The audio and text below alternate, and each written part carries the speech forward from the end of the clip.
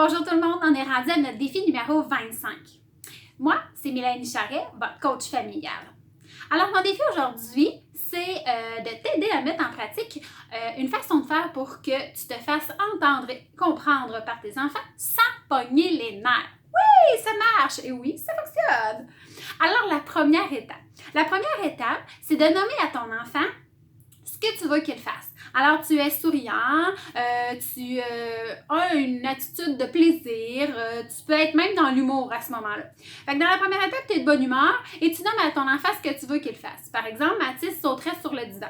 Alors, moi, ma consigne, ça serait « Hey, mon coco, on s'assoit sur le divan! » Je vais sourire, je peux même le chatouiller. « Hey, on s'assoit sur le divan pour qu'il s'assoie. » Je l'aide à s'asseoir tout doucement, il n'y a pas de chichi.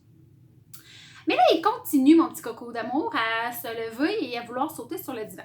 Alors, ma deuxième étape, je vais lui renommer la consigne et en plus, je vais lui nommer ce qui va se passer.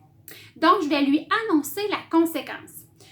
Par exemple, il saute sur le divan. Alors, Mathis, on est rendu à la deuxième étape, je vais être plus sérieuse. Mathis, là, on s'assoit sur le divan. Si je constate que tu ressautes encore une fois, maman, elle t'assoit par terre. Il n'est pas capable d'utiliser comme il faut le divan, pas de problème. Tu peux sauter par terre ou tu t'assois par terre. Et là, je vais faire vivre la conséquence de ses choix, OK? Oui, de ses gestes aussi. Alors là, mon coco continue à sauter. On est rendu à la troisième étape.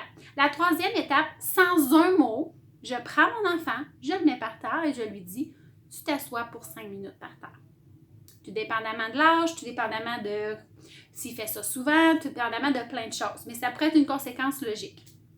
Alors, je vais procéder comme ça.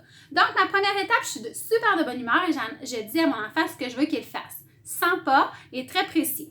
Ma deuxième étape, là, je suis sérieux. Et là, je lui répète la consigne, je veux que tu fasses ça et voici ce qui va se passer si ce n'est pas fait. Et à la troisième étape, en silence, j'agis, tout simplement. Je mets en action mes paroles. Vous allez voir, vous allez beaucoup moins pogner les nerfs parce que le problème, c'est qu'on étire l'élastique beaucoup trop longtemps. Et là, on compte 1, 1,5, 2, 2, 3 quarts.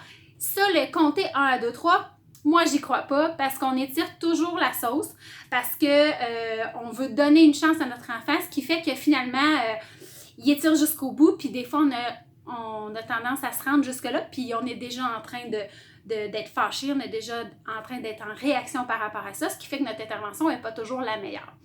Alors, bon défi et respectez vos 3 étapes, vous allez voir, ça va bien aller.